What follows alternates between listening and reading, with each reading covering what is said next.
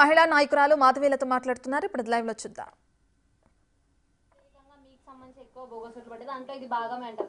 ఖచ్చితంగా తల్లి ఎందుకుండదు? ఎందుకంటే మీరు కనుక ఎలక్షన్ కమిషన్ సైట్ పోయిన సంవత్సరం నేను ఓపెన్ చేసే ప్రతి సైట్లో ఓపెన్ చేసి మీకు చూపించాను. ఒక వ్యక్తికి చంద్రాయణగుట్టలోనూ ఓటుంది, అదే వ్యక్తికి బహదూర్పురాలోనూ ఓటుంది. అంటే ఆ వెబ్సైట్లో ఉన్న గొప్పతనం ఏంటి అని అంటే, ఒక వ్యక్తి మీరు 7 నియోజకవర్గాలలో ఉంటే ఒకే ఎమ్మెల్యే నియోజకవర్గాల్లో 2 చోట్ల ఉండడానికి అవకాశం లేదు, 2 పోలింగ్ బూత్లలో. కానీ వేరే వేరే నియోజకవర్గాలలో మీకు అట్ ఏ టైం మీకు ఓట్స్ ఉండొచ్చు. మీకు అర్థం కాలేదు ఇంకా నేను చెప్పింది. ఒక చంద్రాయణగుట్టలోనే ఒక ఓటర్ ఐడి మీద 2 పోలింగ్ బూత్లలో నాకు ఓటు ఉండడానికి ఛాన్స్ లేదు, ఒక్కటే ఎమ్మెల్యే కాన్స్టిట్యుయెన్సీలో. కానీ 2 ఎమ్మెల్యే కాన్స్టిట్యుయెన్సీలో నాకు ఇక్కడ ఓటు ఉంటుంది, అక్కడ ఓటు ఉంటుంది. అది నేను టైప్ చేసి మరీ స్క్రీన్ మీద వేసి చూపించాను. నేను I have done all these things. నేను ఏది కూడా నోటి మాట మీద చెప్పలేదు. అయినా ఆ రోజు ఉన్న కాంగ్రెస్ ప్రభుత్వం దానికి రియాక్ట్ అవ్వలేదు. ఇది నేను అర్థమయ్యే హిందీ భాషలో కూడా చెప్పాను, అయినా రాహుల్ రియాక్ట్ అవ్వలేదు దానికి. అవును, అది కర్ణాటక కాంగ్రెస్ గవర్నమెంటే కదమ్మా. అతను అక్కడ కూడా మళ్ళీ ఎమ్మెల్యే కాన్స్టిట్యుయెన్సీ అంటున్నాడు కదమ్మా. ఎమ్మెల్యే కాన్స్టిట్యుయెన్సీ అంటే కాంగ్రెస్ గవర్నమెంటే కదమ్మా. నీ ఇన్ఫ్రాస్ట్రక్చర్ నువ్వు అక్కడ లోకల్ కాంగ్రెస్ ఇన్ఫ్రాస్ట్రక్చరే వాడతావు కదా, మున్సిపల్ ఇన్ఫ్రాస్ట్రక్చరే వాడతావు కదా. ఇప్పుడు నీకు ఎలక్షన్స్ జరిగాయి, ఎవరు పోలీసులు ఉండేది ఎవరు? అక్కడ స్టేట్ పోలీసే ఉంటుంది. సెంట్రల్ నుంచి ఫోర్స్ వచ్చినా ఎక్కడ నిలబడతారు? వాళ్ళు బయట నిలబడతారు. నీకు మొత్తం చూసేది అక్కడ స్టేట్ పోలీసే. నీకు లోపల కూర్చునే పోలింగ్ ఆఫీసర్ ఎవరు? స్టేట్ ఇన్ఫ్రాస్ట్రక్చరే. నీ ప్రిసైడింగ్ ఆఫీసర్ ఎవరు? ఎలక్షన్ అయిపోయినాక స్టేట్ సిస్టమే. అందరూ స్టేట్ వాళ్ళే కదమ్మా. అతను చూపించింది కర్ణాటకలో, నేను చూపించింది తెలంగాణలో. అక్కడ కాంగ్రెసే, ఇక్కడ కాంగ్రెసే. చోర్లు ఎవరు? చోరీ చేస్తున్నది ఎవరు?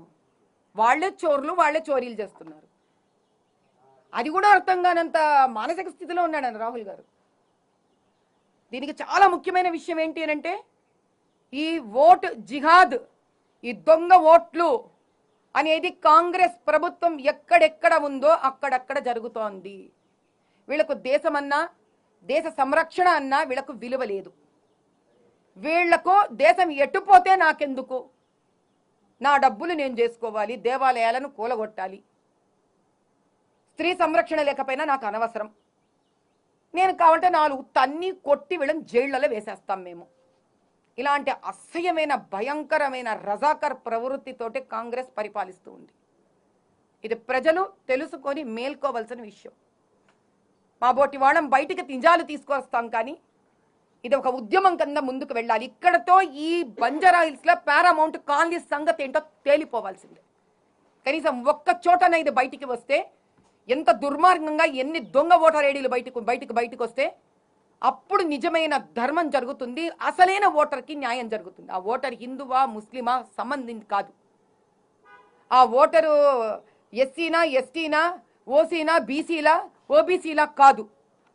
న్యాయమైన ధర్మబద్ధమైన భారతీయ ఓటర్కి న్యాయం జరగాలి అంటే దొంగ ఓట్లని ఇప్పటికైనా మనం పట్టుకోవాలి. ఎందుకంటే దొంగ ఓట్లకు దిగజారిన వాళ్ళందరూ హత్యలకు దిగజారుతారు, మోసాలకు దిగజారుతారు, కబ్జాలకు దిగజారుతారు, ఆడపిల్లలు ఎత్తుకుపోవడానికి దిగజారుతారు, ఏదైనా రవాణాలు చేయడానికి దిగజారుతారు, డ్రగ్ పెడలింగ్స్కి దిగజారుతారు. పారామౌంట్ కాలనీ మొత్తం డ్రగ్ పెడలర్సే ఉన్నారు. ఎవరి పిల్లలు నాశనం అవుతున్నారు ఇక్కడ. ఇది చాలా పెద్ద విషయం, ఇది ఇక్కడితో ఆగడానికి వీల్లేదు.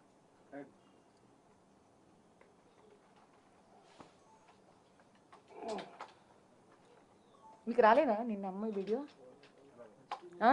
రాలేదన్నట్టు.